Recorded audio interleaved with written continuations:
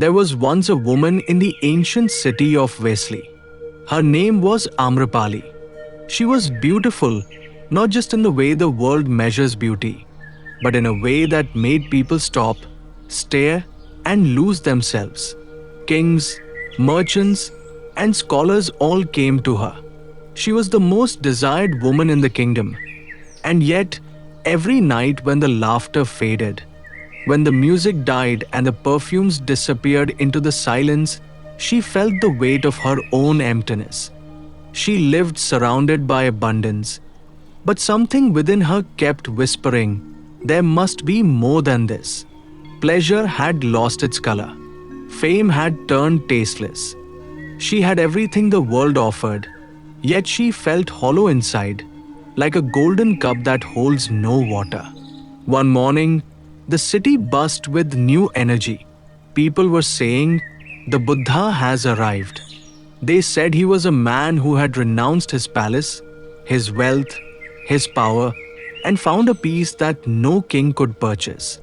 They said he walked with such stillness that even the birds stopped singing when he passed. Something inside Amrapali stirred. She wanted to see him, not out of desire, but out of a deep, wordless curiosity. So she went. When she reached the place where the Buddha sat, many monks and followers surrounded him. Their faces turned in disapproval as they saw her approaching, dressed in fine silk, adorned with jewels, carrying the reputation of her profession like a shadow. But the Buddha looked at her with eyes that saw through all appearances. He saw not a prostitute, not a sinner, not a woman to be judged. He saw a soul trembling with longing for truth. And he smiled. That smile was unlike anything she had ever seen. Not seductive, not pitying, not distant, but vast, calm, compassionate. It was as if the sky itself had looked at her and said, "You are enough." Amrapali bowed. Her voice trembled. "Lord," she said softly, "I have lived a life the world calls impure. Can someone like me ever find peace?" The Buddha's voice was gentle, like a breeze that passes through leaves. "My daughter," he said, "purity is not a matter of what you have done, but what you see now. Even a lotus grows from the mud, yet it remains untouched by it. What matters is not the past, but the awakening of the present." In that single moment, she felt something melt inside her. The shame she had carried for years began to dissolve in his silence. The chains of guilt, the burden of being labeled, the loneliness that had clung to her beauty, all began to fade like mist under sunlight. She invited the Buddha to dine at her house the next day. The monks were shocked. A spiritual master accepting food from a courtesan? But the Buddha said, when a heart opens in sincerity, it is the most sacred offering in the world. The next morning, she prepared her home not like a palace, but like a temple. No perfumes, no music, no golden plates. Only simplicity, silence, and the fragrance of devotion. When the Buddha entered, she felt as if light itself had walked into her house.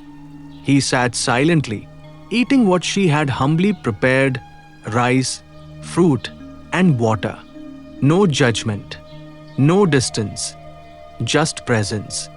And in that presence, she understood something profound, that acceptance is the highest form of love, and awareness is the only true purification. When he rose to leave, she bowed again and said, "I have spent my life selling illusions. Today I have seen truth. Let this house no longer serve desire. Let it serve awakening." She offered her garden and her home to the Buddha and his community. That place later became a sacred monastery, a space where thousands came to meditate, to heal, and to awaken. Amrapali lived the rest of her life quietly, no longer a courtesan, no longer bound by the past. She lived like a flame, soft, steady, and clear. People said her beauty only deepened, but it was no longer of the body. It came from the peace that shone through her eyes. This story holds a mirror to all of us. We live in a world obsessed with labels: rich, poor, sinner, saint, good, bad. We carry judgments about ourselves and others, as if truth depends on appearances.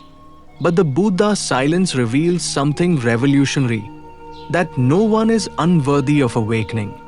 Even the most broken, the most condemned, the most forgotten can bloom again. He did not give her a sermon. He did not ask her to repent. He simply looked at her without judgment. And in that gaze, she saw herself, not as the world had defined her, but as existence itself had made her: pure, conscious, alive. True transformation does not happen through punishment. It happens through understanding. When light enters the heart, darkness loses its meaning.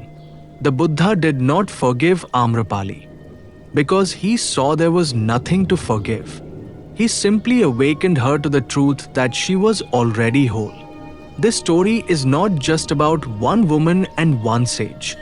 It is about every human being who has ever felt unworthy of love, unworthy of peace. It is about the possibility that no matter how far we have gone astray, we can return to ourselves, not by force, but by awareness. The prostitute became a disciple. Desire became devotion. Guilt became gratitude. And her house of pleasure became a sanctuary of truth. Such is the alchemy of awakening. The Buddha's message was never about renouncing the world. It was about seeing it clearly. When you see with clarity, attachment drops on its own. When you see with compassion, judgment disappears. When you see with silence, the mind loses its noise. That day, when Amrapali met the Buddha, the meeting was not between a master and a sinner. It was between awareness and ignorance, between light and shadow. And when light appears, shadow vanishes. That is the essence of enlightenment. So remember this: no matter what your past contains, the present moment is infinite. No matter how heavy your guilt, awareness can dissolve it in a single breath. You do not need to become pure. You only need to awaken to the purity that was never lost. In the eyes of truth, there are no prostitutes, no saints, no sinners, only beings searching for their own light. And when that light is found, the search ends. That is the story of the Buddha and Amrapali. A story not of forgiveness, but of seeing. Not of morality, but of love. Not of a woman changing her life, but of consciousness remembering itself. Because when you are seen without judgment, you remember who you are. And in that remembrance, you are free.